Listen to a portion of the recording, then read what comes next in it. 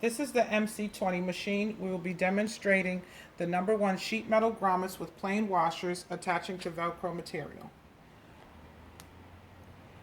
This is the pressure reading. This right here is the counter. It lets you know how many grommets you've installed. Then we have the emergency stop button. And that right there is the pressure gauge to adjust your pressure.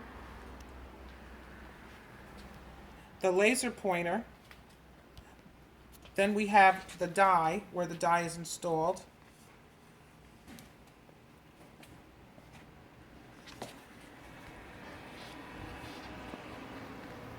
We're going to demonstrate now placing the washer at the bottom, the Velcro material in between.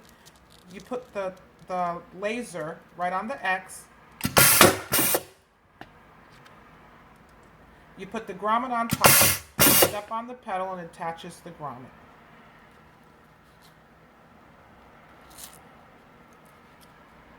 We'll demonstrate again, pushing the washer at the bottom, stepping on the pedal,